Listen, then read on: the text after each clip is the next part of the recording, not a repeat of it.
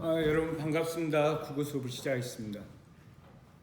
제가 지난 시간에 여러분에게 교과서 140쪽부터 150쪽까지 품사거든요. 교과서 140쪽부터 150쪽까지 혼자서 스스로 읽고 개념을 한번 정리를 해봐라 라는 미션을 줬습니다. 제 교사 경험으로 미루어 보건대 이 미션을 했던 사람은 반에서 한 20% 정도 될 겁니다. 지금 이 수업을 받고 있는 반에서 한 3명에서 4명 정도만 이 미션을 했을 겁니다. 이 사람들은 이미 공부를 잘하는 사람이거나 시끄럽습니다. 자, 선생님이 내줬던 이 미션을 듣고 교과서를 140쪽부터 150쪽까지 보면서 자, 그래, 품사란 게 뭔지 내가 혼자 한번 읽고 개념을 정리해보자 이렇게 했던 사람은 반에서 3명에서 4명 정도 됩니다. 20%. 이 사람은 지금 이미 공부를 잘하는 사람이거나 아니면 지금 잘하지 않더라도 앞으로 잘하게 될 사람입니다. 공부의 원리가 그렇습니다. 저는 여러분들에게 공부의 내용을 가르치는 것도 중요하지만 보다 중요한 것은 공부하는 방법, 공부의 원리 뭐 이런 것을 한번 좀 가르쳐 줘 보고 싶습니다. 제가 좀 다른 예를 비유로 들어서 한번 설명을 해볼 테니까 여러분이 한번 잘 이해를 해보세요. 제가 되게 친하게 지내는 중학교 1학년 소녀가 한 명 있는데 이 소녀가 얼마 전에 저에게 수학 공부를 한번 시작해봐야 되겠어 이렇게 얘기를 했습니다. 시작해봐야 되겠어 라고 얘기한 것은 지금까지 해본 적이 한 번도 없다는 거죠. 이 친구는 제가 곁에서 봤는데 공부를 이렇게 진지하게 해본 적은 한 번도 없습니다. 물론 다른 것은 잘하는 것도 많고 좋아하는 것도 많습니다만은 아직까지는 공부를 이렇게 막 해야 할 흥미도 잘 느끼지 못하고 필요성도 잘 느끼지 못하는 소녀였습니다.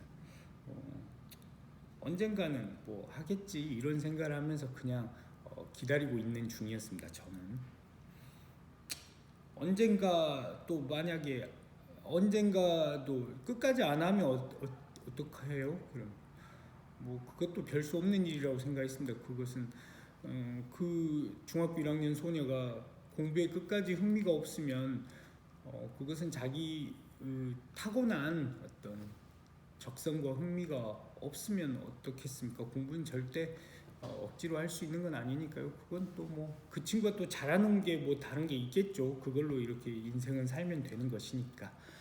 하여튼 이 친구가 수학 공부를 해봐야 되겠어 라고 결심하게 된 이유는 지금 온라인 수학 수업을 듣다가 너무 자기가 모르겠어서 그래서 스스로 좀 한심하다고 생각했던 것 같아요. 학교 온라인 수학 수업을 선생님은 막 뭔가 설명하는데 자기는 도대체 하나도 이해를 못하게 했어서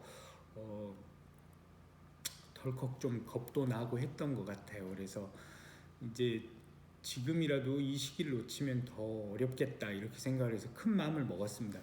나 수학 공부를 한번 시작해봐야 되겠어 이렇게 얘기를 했어요. 그러더니 인터넷 강의를 찾더라고요. 인강을 찾더라고요. 그래서 인강을 찾아서 이제 수학 공부를 시작하려고 하는데 저는 되게 미안한 얘기지만 조심스럽게 저것은 좋은 방법은 아니다 라고 생각을 하였습니다. 자, 여러분 여기서부터 이제 잘 집중해 보세요.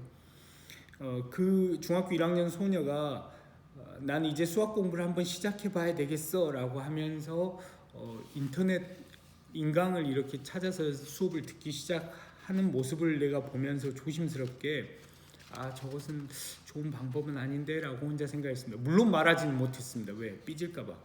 어렵게 결심을 했는데 이제 공부 막 시작하려는 사람에게 그것은 좋은 방법은 아닌데 이렇게 말하기가 어렵지 않습니까? 그래서 뭐라도 좀 사주고 치킨이라도 사주든지 아니면 뭐 옷이라도 한 벌 사주고 분위기 말랑말랑하고 좋을 때 왜 그 방법이 좀 잘못된 방법이었는지를 얘기 한번 해볼 생각입니다.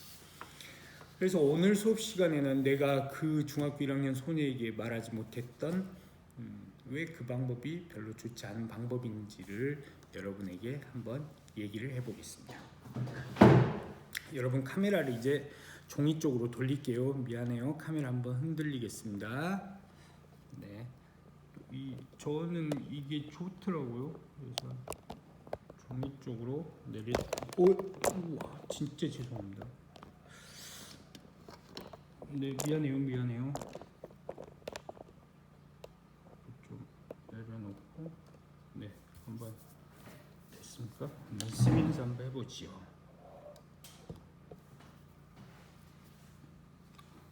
지금 카메라 각도가 썩 마음에 들진 않습니다.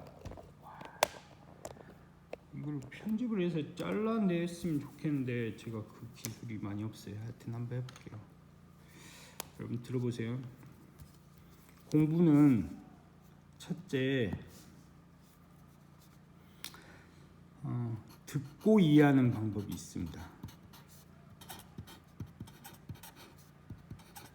듣고 이해하는 방법이 있고요. 그리고 두 번째 읽고 이해하는 방법이 있습니다.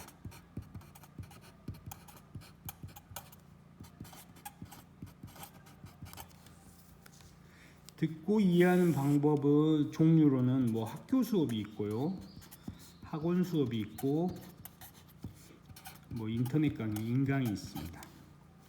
읽고 이해하는 방법은 혼자서 천천히 책을 읽으면서 혼자 머릿속으로 개념을 정리하면서 이해하는 방법입니다.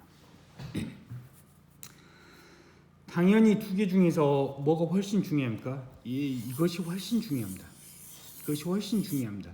그런데 이 방법은 학생으로 하여금 에너지를 엄청 많이 소모하게 하죠. 혼자서 뭔가를 읽으면서 자기 머리로 정리하는 것은 에너지를 엄청 많이 소비하고 힘듭니다. 그 대신에 이것은 더 쉽죠. 가만히 듣고 혼자 이해만 하면 되기 때문에 이것이 훨씬 쉽습니다.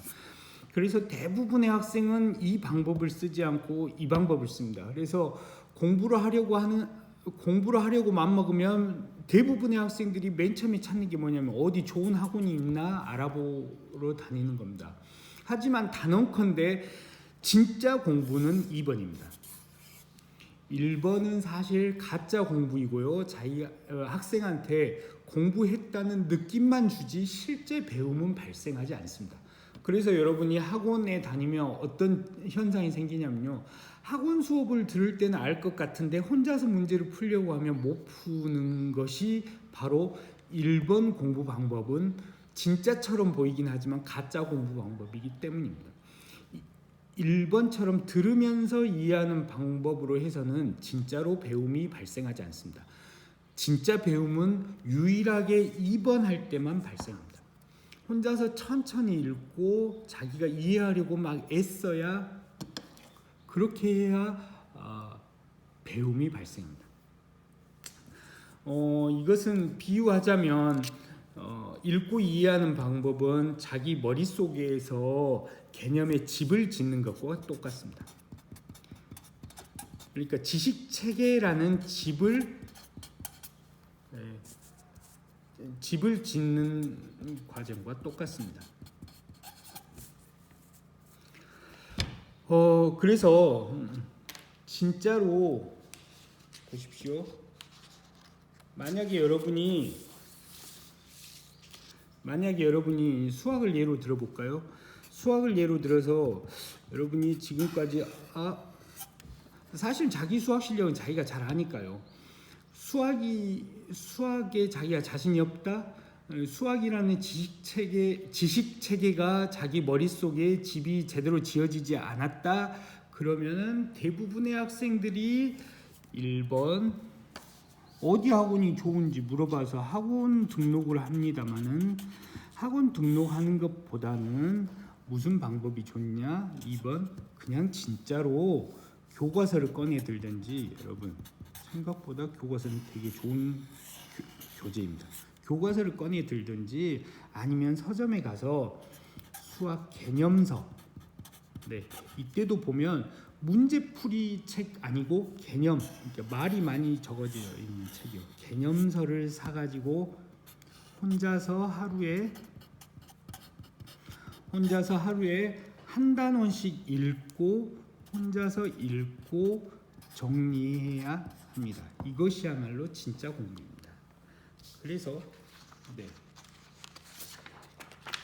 이것을 이제 순서대로 해보자면요. 잘 봐보세요. 진짜 공부를 제대로 하려면 3단 콤보로 하면 좋습니다. 1번 한 단원을 혼자서 읽고 개념 정리를 하십시오. 이것이 뭡니까? 이것이 이제 예습이죠. 그 다음에 뭐예요? 그 다음에는 이제 수업을 열심히 들으세요. 여러분 이 수업도 셋 중에 하나만 하십시오. 학교 수업을 듣든지 학원 수업을 듣든지 아니면 인강을 하든지 셋 중 하나만 하세요. 셋 다 하는 것 아니면 셋 중에 둘을 하는 것은 이것은 돈 낭비고 시간 낭비고 에너지 낭비입니다. 1번을 한 후에 2번을 할 때 수업을 들을 때 이 셋 중에 하나만 하십시오. 유독 자기한테 잘 맞는 게 있어요. 저는 여러분 중에 혹시 학교가 그럭저럭 맞으면 학원을 과감하게 끊어도 됩니다. 혼자 예습하고 학교 수업을 충실히 들으면 됩니다. 만약에 자기가 학원이 좀 잘 맞다 그러면 과감하게 학교를 끊어도 됩니다. 학교 교사가 이런 말 해도 되는지 모르겠지만 하여튼 중복하지 마세요. 이걸 중복하면 돈 낭비, 시간 낭비, 에너지 낭비입니다. 중복하지 마세요. 인강이 좋으면 학교와 학원을 끊으면 됩니다. 하여튼 이 셋 중에 하나만 들으십시오. 혼자서 읽고 이해하는 방법으로 예습을 하고요. 그 다음에 이것은 듣고 이해하는 방법입니다.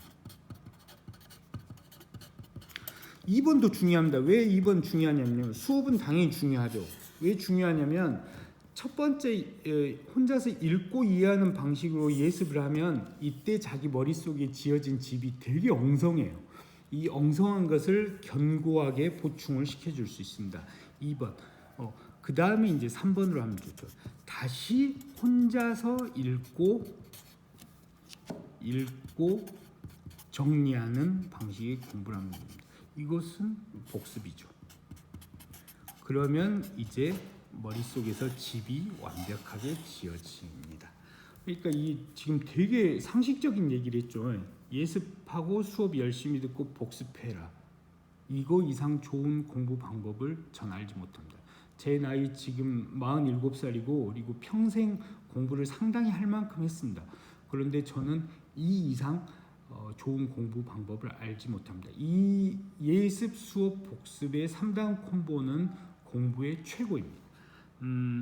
그런데 여러분이 예습을 생략하고 그러니까 혼자서 읽고 이해하는 방식의 공부를 생략하고 2번 수업만 더블로 듣는다? 학교 끝나고 학원을 듣는다? 그 다음 복습을 생략한다? 그러면 아무리 이 공부를 해도 돈만 들지 그리고 시간만 들지 에너지만 들지 피곤하기만 하고 공부는 학습은 전혀 일어나지 않습니다. 이것은 제가 단언컨대 얘기할 수 있습니다. 그러니까 여러분 지금 만약에 대부분의 학생들은 학교 끝나면 학원 가는 방식의 공부를 하고 있는데요. 이 공부 방법을 빨리 다시 정리해야 됩니다. 둘 중에 하나를 끊어야 돼요. 학교를 끊든지 학원을 끊든지. 그리고 그 끊고 남은 시간에 예습을 하고 수업을 듣고 복습을 하고 이렇게 하면 시간도 여유 시간이 훨씬 많이 남고요. 돈도 많이 세이브 되고요. 그래서 아껴진 돈으로 여러분 막 맛있는 거 사 먹고 옷 사고 에어팟 사고 그렇게 하십시오. 공부는 진짜 그런 식으로 하는 거 아닙니다. 자, 여러분 여기까지 말을 했으니까요. 이제 제가 가르치려고 하는 그 품사 수업을 할 텐데요. 반드시 오늘은 이 수업 끝나자마자 교과서를 펴고 140쪽부터 150쪽까지 품사를 혼자서 읽고 개념 정리를 해보십시오. 그런 후에 제 수업을 들으십시오. 꼭 부탁드립니다. 자, 오늘 지금 당장 수업은 여기서 마칠 테니까요.